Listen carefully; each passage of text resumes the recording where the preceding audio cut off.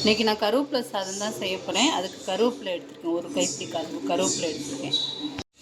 எண்ணெயில் தான் எல்லாத்தையும் வறுக்கணும், அதனால் நான் எண்ணெய் ஊற்றிருக்கேன். ஸ்பூன் உளுந்து செவந்துருச்சு. இப்போ ஒரு ஸ்பூன் கடலைப்பருப்பு போட்டுக்கலாம், ஒரு ஸ்பூன் துவரம்பருப்பு, காஞ்ச மிளகா 4 மிளகா பிச்சு போட்டு வச்சுருக்கேன், அதை ஆட் பண்ணிக்கிறேன். ஆட் பண்ணி வதக்கிக்க வேண்டியது. ஸ்பூன் ஜீரகம் போட்டுக்கலாம், கைப்பிடி கருவேப்பிலையை போட்டுடலாம். போட்டு நல்லா மிக்ஸ் பண்ணிட்டேன். நெல்லிக்காய் சைஸ் புளி போட்டுக்கிறேன், போட்டு நல்லா வதக்கிக்கலாம். கருவேப்பிலை நல்லா வதங்கிடுச்சு. இப்போ ஆஃப் பண்ணிவிட்டு ஆற வச்சு மிக்சியில் கொடுத்து எடுத்துக்கலாம்.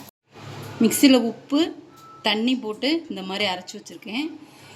அரைச்சி தண்ணியை கழுவி கொஞ்சம் இப்படி ஊற்றிடலாம். இந்த மாதிரி தண்ணியை கொஞ்சம் எடுத்து வச்சுக்கோங்க. தண்ணி கரைச்சி வச்சுக்கோங்க. ஒரு ஸ்பூன் எண்ணெய் ஊற்றிக்கலாம். தாளிக்கிறதுக்கு கொஞ்சமாக கடுகு, அரைச்சி வச்ச பேஸ்ட்டு ஊற்றிடலாம். ஊற்றி ஒரு கொதி வந்தோடனே இறக்கிடுவோம். கொதிக்க ஆரம்பிச்சிச்சு. இப்போ ஸ்டவ் ஆஃப் பண்ணிடுவோம். ஆற வச்ச சாதம் எடுத்து வச்சுருக்கேன். அதில் உங்களுக்கு தேவையான அளவு மட்டும் போட்டு கிளறிக்கணும்.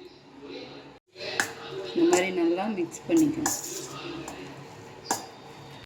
கருவேப்பிலை சாதம் செஞ்சு சாப்பிட்டு பாருங்கள். லைக் பண்ணுங்கள், சப்ஸ்கிரைப் பண்ணுங்கள்.